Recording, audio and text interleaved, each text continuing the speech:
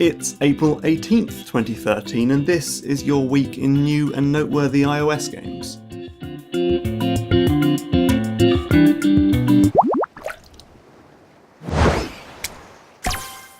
This is Fish Out of Water, the latest game from Halfbrick, the Aussie developer who brought us Fruit Ninja and Jetpack Joyride.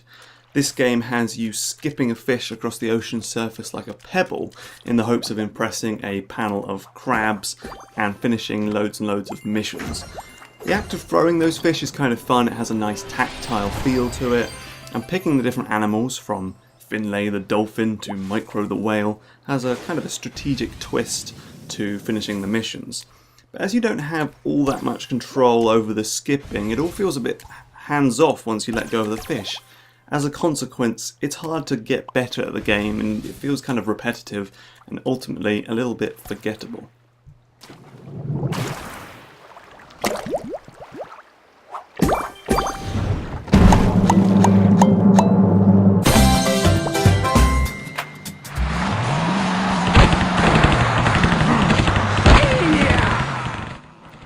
RIP Rally, your Chilingo published game of the week, is a miserable little game.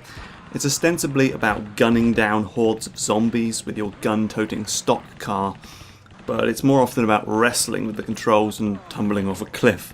The actual gameplay is rote and repetitive, and I'm not sure why hitting a zombie with your car hurts you so much. And then it's packed with in-app purchases and adverts. It's not very fun.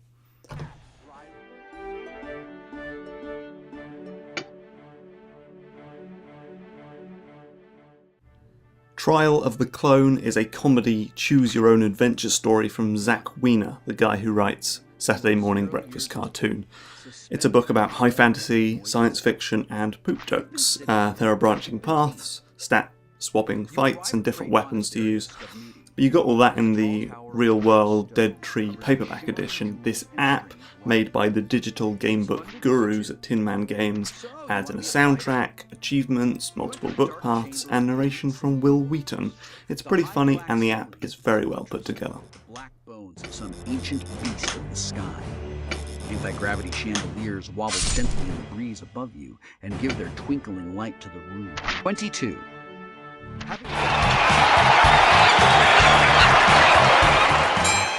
Monkey Boxing does exactly what it says on the tin. It takes two primates, dresses them up in shorts and boxing gloves, and chucks them in the ring together.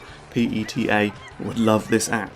It's not incredibly deep. You've got a punch button which you want to mash as much as possible, and a block button which can be used to break combos. There are also little tapping and twirling mini-games throughout the match. The real triumph is the same device multiplayer, which actually even works on an iPhone. Monkey Boxing is awfully silly and super simple, but it can be fun in short bursts if you've got someone else to play with.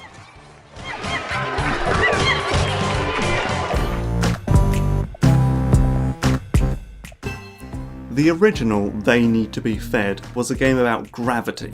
Every platform was essentially a little planetoid with its own gravitational tug. Think Super Mario Galaxy in 2D and in these bold primary colours. The sequel is mostly more of the same. You dance around these micro-galaxies, collecting gems before feeding yourself to a big horrible monster. But there are loads more levels to play and some fresh ideas dotted here and there.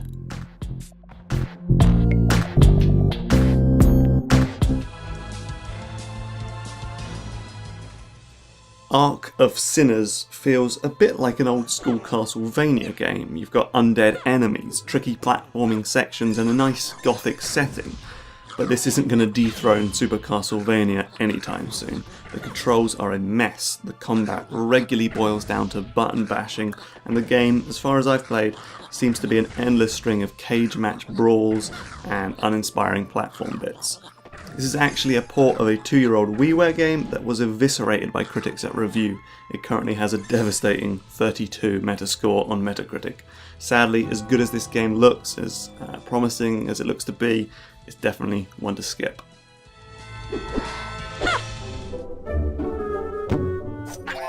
You might have thought that after 2 games and about 7 billion levels, Zepto Lab would have run out of ideas for Cut the Rope, but you would have been wrong, dead wrong. In time travel, Om Nom leaps through time to meet his ancestors, and you'll have to deliver candy to 2 monsters at once. This introduces some clever puzzles where one piece of candy can swing into and shunt another, for example. There are oodles of levels and new mechanics, though they're not always relevant to the time period.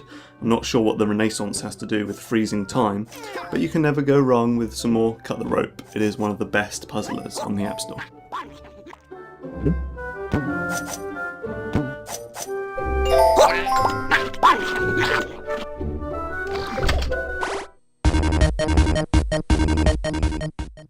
In Fist Face Fight, you play as a disembodied hand, which can zip about the level, indiscriminately punching ninjas and shiny gems.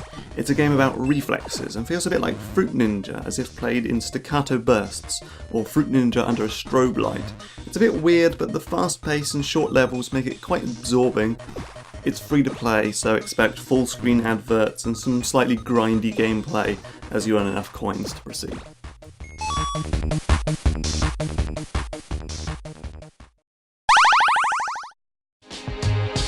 Leonardo's ready for action!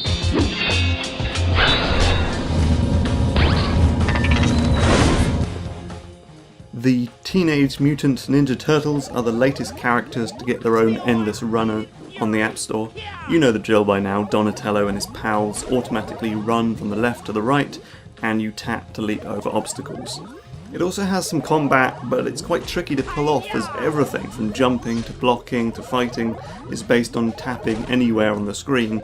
The game often gets confused with what you mean, but it has some interesting ideas like this turtle time thing on the screen right now, and is actually one of the more enjoyable runners in recent memories. If you like turtles, you could do a whole lot worse than this game.